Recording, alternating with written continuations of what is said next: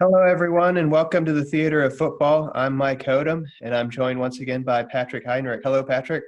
Hello, Mike. Hello, everybody else. We will get to our preview of the Chelsea match on Sunday, but first we're going to recap last night's Palace victory for United, 2-0. It wasn't pretty, but we'll get to that also in a second. But first, Patrick, there was a bit of a surprise before kickoff. Looking at the team sheet, Timothy Fosu-Mensah's name was on there. And how do you think he did? Well, I thought he did well, not having started in a long time. I thought that his role on the pitch was almost exactly what I imagined that he might be doing. Kind of as another option to pass to, and then kick it back to Maguire in the middle, or kick it back, kick it up to Rashford, and kind of just be that stop as another option. But I thought he had a few opportunities where he kind of jumped in and maybe did a little bit more than I thought that he would have done or would have needed to do. He had a few crosses, one that was really nice. I think a couple others that, were kind of so-so. But I thought overall, I'm not, I'm not, crazy about him, but I thought he did a good job. Yeah, you suffered an ACL tear, didn't you? Yeah, I did. Yeah. So he was out 15 months Yep. after suffering an ACL tear. So he finally got back. He was a player I really liked when he was coming through the youth ranks, and then he went out on loan to Palace and then Fulham, where he had the ACL injury. So it's nice to see him back in the squad. I didn't see this coming at all. Yeah, I know. Either of our previous two videos. Definitely did not think he would be an option. I've only ever seen him play. I've seen him play many positions: right back, center mid, center back. He's played in a back three, I believe, for Fulham when he was there. He was part of that, but I never seen him play at left back. So I didn't think that was an option. I figured he'd go with Dallo or move Fred out there. Given that he played left back and he did fairly well, I've heard some people criticize him for the goal that Palace had that was ruled out by VAR. Would you, first of all, place any blame on him for that? I don't know. In that, play leading up to a goal, you could obviously assign blame, a little farther out than, in the moment, but I don't necessarily see him as the cause or, a contributing cause to that goal. Yeah, when I watched that goal, I saw you have Wan-Bissaka defending Zaha, driving at him. Yeah. You have Lindelof behind Wan-Bissaka, kind of in no man's land there, or not really sure what to do, not placing any blame on him. He's standing his position. And then you had Harry Maguire that as Zaha was getting into the box, he looked to his left and saw Jordan Ayew and let him just kind of run behind him. And okay, maybe Harry Maguire got it right by letting him drift a half an inch offside. But if Wan-Bissaka's shoe size is two sizes larger, then it's a goal. So I thought it was more dodgy defending, more on Maguire's part. Because I would expect Maguire to, once he sees Ayew coming in, running in on goal to his left, that he would stay with him as the runner and get back and stay with him. And those were really the only two players part of the play. And Timmy was a little bit further up the pitch, maybe a little bit out of position, but those Lindelof, Wan-Bissaka, and Maguire, and then De Gea and goal, that should have been good enough to deal with that. I thought. But I did so as well. We were fortunate that his toe was just offside. I thought Timothy was very, very solid. And I'm going to pose this question. Oh, sorry. What'd you say? I was going to say, I think the one thing too that I thought that he probably needed a little bit more of was confidence. But I think that grows as you get more experience being back on the pitch. There are a few situations I remember he, one time he got the ball and I think like Rashford was right next to him on the line and he just like kicked it over to him because he didn't know what to do. And then Rashford had like three men on him and they kind of lost the ball in that scenario. And I was like, I don't know that you really needed to pass it to him, because it's like he was like, I'm just going to pass it up to Rashford or back to Maguire, and that's what I'm going to do. So I thought he got into a little trouble, but I think that was just mainly confidence. Yeah, there's a couple times that it's confidence, and it's also just not his familiarity, That's basically. true too. He would run up so far, and he would stop and not see to his left that Rashford was 2 yards away from him. Yeah, Whereas right. we're used to seeing Luke Shaw run up in that position of the ball with Pogba or Matic or Bruno in the center there. Yeah. And Shaw would just burst past Rashford, knowing Rashford's hanging back to pick up the ball and run out of defender. Right. So, yeah, he picked – I mean, I know the exact – what you're talking about. He got the ball. He kind of stood there. Where's the pass? And there's Palace players all in front of him. And then he looks to his left and he sees Rashford, a yard and a half away from him. He's like, oh, here you go. You're better at this than I am. And as soon as he gave it to Rashford, the Palace players just descended on him. Yeah, right, exactly. So that was I thought that was kind of funny. But I thought as the game went on, he seemed to grow with confidence.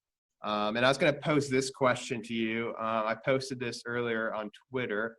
You can follow us on Twitter, by the way. We have an account on there. It's at Theater of Football, except football spelled the Spanish style, FUTBOL, because the English word was just one character too long. But I digress. So back to Timothy. I posted on Twitter that you look at our great teams in the past under Sir Alex Ferguson, he always had one or two utility players. And that's a baseball term, so I apologize to anybody who is upset for me using a baseball term. But utility player is basically somebody you can put in 3, 4, maybe even 5 different positions on the field or pitch and do a solid job. Mm-hmm. I thought he did well with us coming through the youth ranks as a right back. He played a little bit in the center mid with Mourinho and did okay there. Yeah. He did fine on loan playing as a center back for Palace and Fulham as well.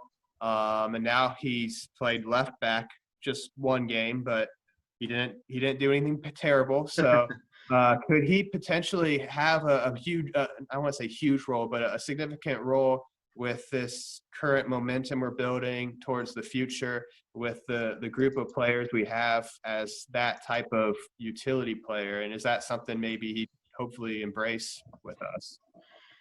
Yeah, I thought it was really interesting when I think at one point, kind of after the game, he was interviewed and they kind of mentioned, or the person who was interviewing was like, hey, I've seen you play a lot of right back, you play a little bit center back, and how was this playing left back for the first time? And he was like immediately defending himself to say, I think I did that once before. Like, it was maybe when I started in my first Premier League appearance. I have some experience. So I think it was interesting because I think he's trying to set himself up perhaps in that type of way. He certainly didn't dismiss it and say, it's something was great. I'm glad to be included, but maybe I'm going to try and get back to where I normally positioned a little bit more. So he didn't just completely shrug off that comment, but so I thought he may be trying to get into that position of being kind of that utility player that we can use. I think he needs to get better with his left foot in order to do that. So yeah, he definitely he definitely wanted to turn back on his right foot. That was an issue. He I would say issue, but Brandon Williams has played a lot of left back this season, and he's right-footed as well. Yeah, but he doesn't telegraph that as much as Timmy did yesterday. Yeah, but I just look at him as a young player, and he might not want to be I don't know if anybody necessarily wants to be a utility player, but if you're playing in a team that is winning games and hopefully winning a trophy every year going forward, out of the mold of like a John O'Shea, I think I would take that. That's just me, but and I'm biased, of course, but I think it's just good for him with the injuries he's had, the loan spells he had, and he did play a number of games for us during Van Gaal's last season and Mourinho's first season before going out on loans. Mm-hmm. So he is familiar with the club, and he seems to enjoy playing for the club. So it'd be good if he can be that type of player that would do that, fill that utility player type of role, because that would give him the most game time, I feel. Like, I don't think he's in a position right now where he can go into the squad and nail down, be first choice in the central midfield or be first choice right back. That's certainly not happening. Yeah. Potentially, maybe he could take Lindelof's spot in center defense, but I think right now he'd be a good tool for us to plug in and just be solid, be efficient, and we'll go from there. Yeah. Well, I think he needs to get a little bit more coaching, I think, in that aspect. So I think that's kind of also a decision that, Ole needs to make on, what if he's going to be that type of player. Because if so, there's, I think, definitely additional coaching that needs to be put into, that type of player. It's not everyone who can just step into goal as needed, like old John O'Shea, to be a utility player. Right. But right. I had forgotten that, but yes, he did play in goal at Spurs to preserve the clean sheet. That's right. Made a good save or two as well. So he really did do it all. Yep. But I think your point you make, though, about having that utility player is very important. I think that is something that I see as well that kind of separates the Ferguson years from the gameplay that we're trying to develop, and maybe Ole knows that. Yeah, and right now you look at Liverpool, they kind of have that in James Milner. So that's an important part where you got to have that one player who is a good professional, can do several roles, and provide some tactical flexibility for us to be successful. But we did promise we would give an overall our overall thoughts of the game. Patrick, what did you make of the game? Give me your synopsis. I think somebody in the locker room was handing out Ambien before the beginning of the match, and Pogba took 2 doses of it. And I thought we were very sluggish. I thought if it wasn't for Lindelof, Maguire, and De Gea, we'd be telling a whole different story. And I thought, it didn't take until that first, the first goal, like usual, to kind of kick everything off. I've noticed, lately we've been getting these kind of very end of first half goals after kind of a really slow start. But I thought Crystal Palace they played excellently. I thought, we just were not getting up to speed fast enough. And I thought there was a lot of, sloppy passing. And it wasn't even with like the veterans who were on there, like Martial and Wan-Bissaka and Rashford. I thought they were all, relatively on point. I thought that, Pogba, I think, had, a couple struggles. I thought McTominay did pretty good. Yeah, I thought he's no Modric, and I think it was definitely the right idea to sub him out for Modric, but I thought he was okay. Yeah, I thought, I don't know, I did not like McTominay's game yesterday. In fact, I think I saw Ole going at him during the first half drink break. I don't think he was moving the ball quickly enough. It was just he was getting the ball and not seeing the game quickly enough. And, part of that's not his fault just because he hadn't really started. I don't think he started a match since the Norwich game, and he didn't play very well against Norwich. And he started Spurs before that and didn't play very well there. So he's just a player that hasn't had much game time and hasn't found his form yet. So I don't necessarily blame him for that. It's just it is what it is with the circumstances of all these games. But I thought that like right up until the Palace had the ball in our net, only for VAR to overturn it. I thought right after that we came out of our Ambien coma. Yeah. I thought we picked up the pace. A couple minutes later, I think it was, he brought on Modic, and he gave the ball away a couple times himself and got caught on the ball, but overall he kind of steadied the ship, started dominating, passing the ball better, using the ball better. He also brought on Lingard, but I thought overall that He did. Rashford and what He did. I didn't think he was there. I thought we were just a man down.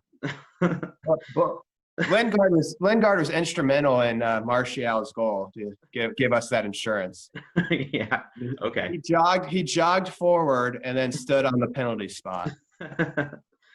That's true. That's right. But yeah, no, I thought Rashford and Martial were the only two throughout that were excellent.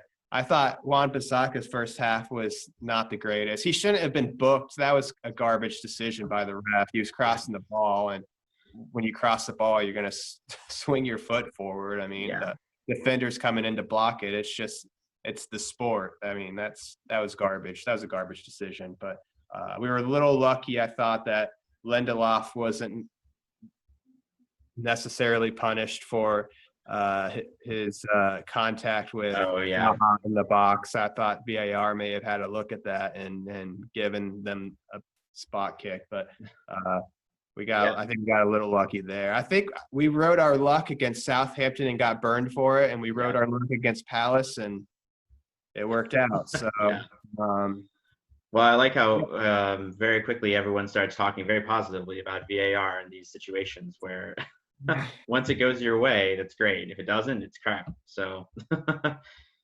yeah, that's the way it goes, though. You listen to the managers and they don't get the call and it's crap.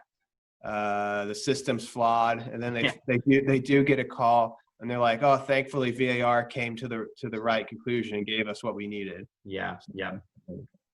Whatever. I do think whoever I don't know off the top of my head if it's FIFA or IFAB, the ruling body for the rules of the sport, who instituted VAR and are kind of overseeing it for the globe, I guess. Yeah. I feel like they need to get all the member football associations together to come up with a better way, because it's just used differently in Germany. It's used differently here in the United States. It's used differently in England. It's used the worst there in England.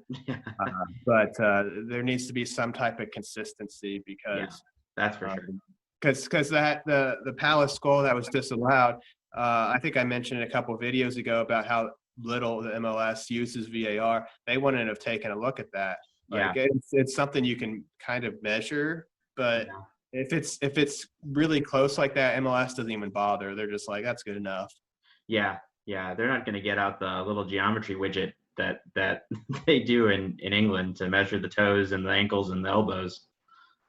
Well, I guess that goes to the kind of stereotype that Americans are bad at math. So. Yeah, that's true. I'll take that one. Well, we also promised we'd preview the Chelsea match. So with Chelsea having 2 days extra rest, Patrick, do you expect them to be sharper than us, or do you think maybe the last half an hour or so against Crystal Palace we got things corrected and we'll come out flying? You know me as an optimist, so I'm going to say that I am terrified of this game.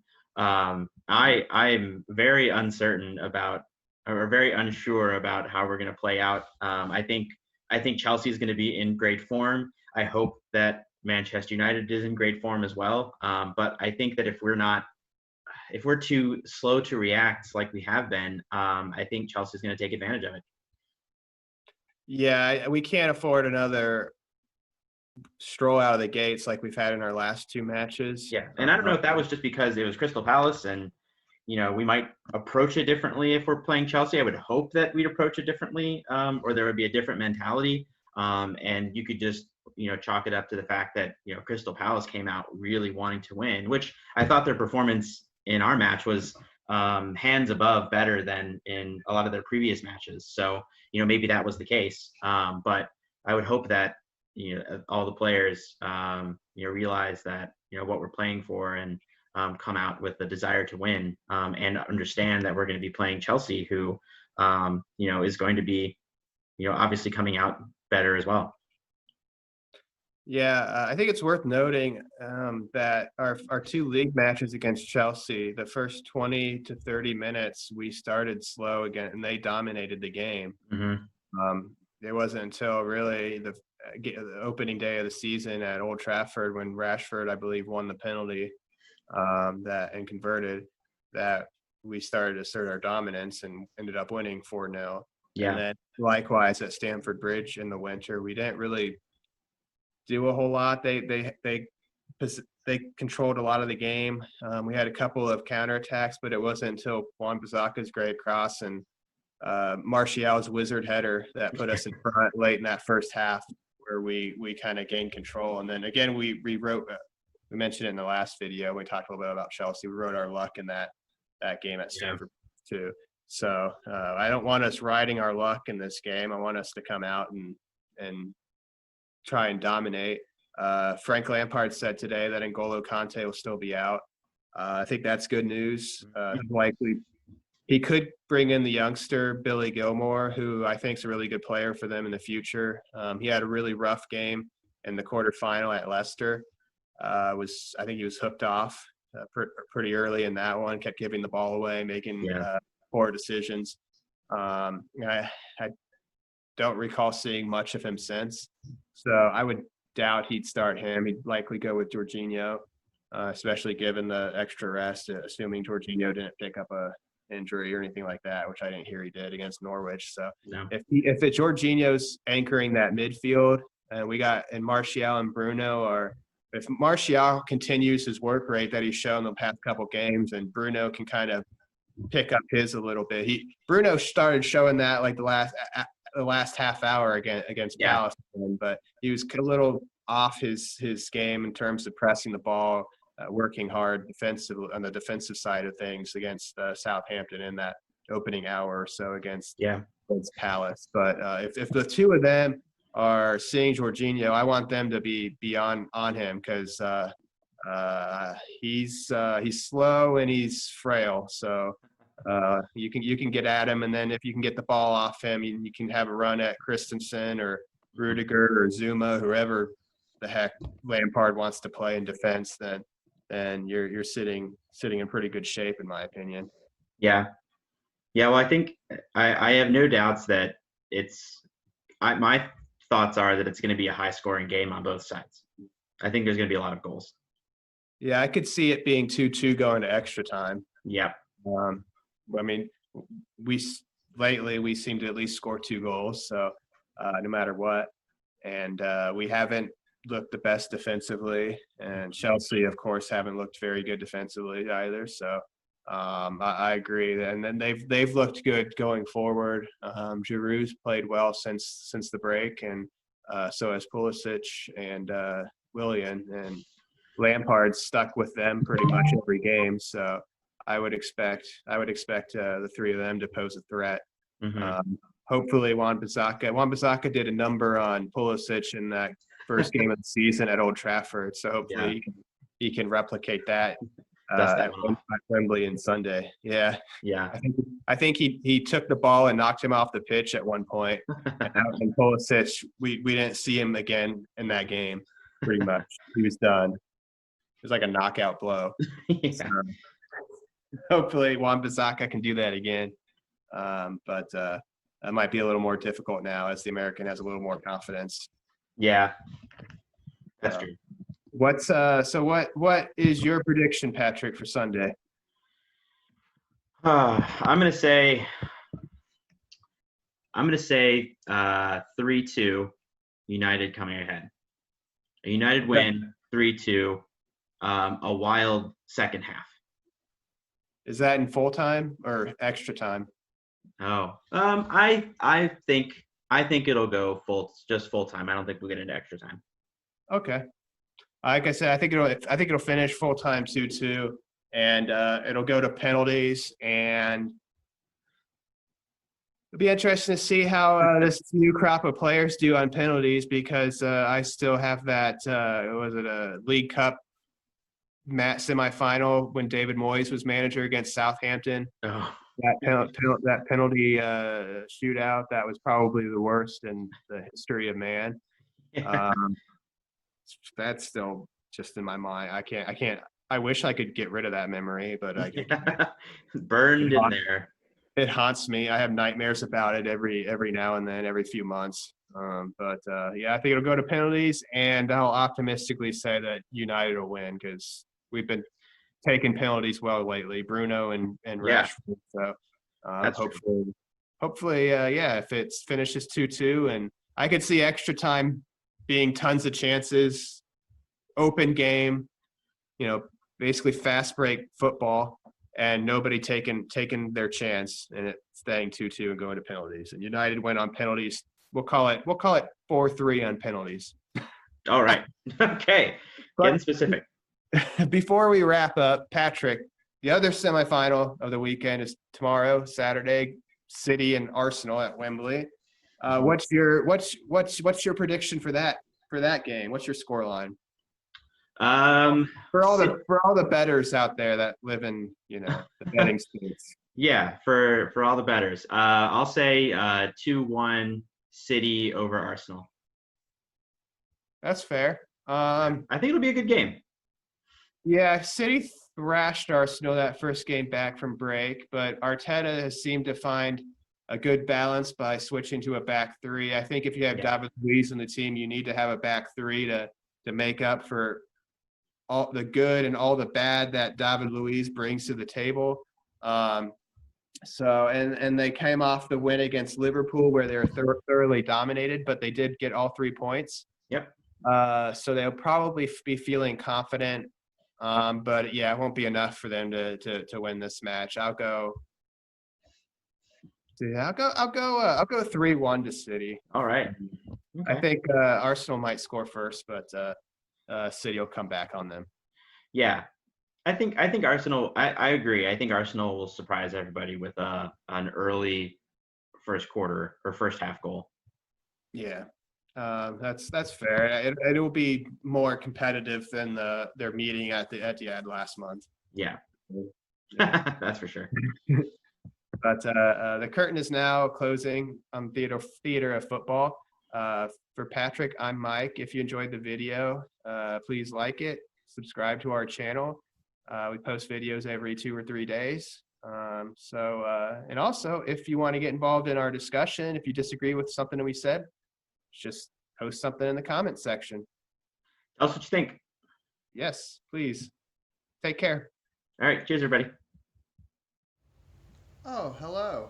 Thank you for watching the Theater of Football. If you think Mike got it wrong yet again, please leave your thoughts in the comment section below.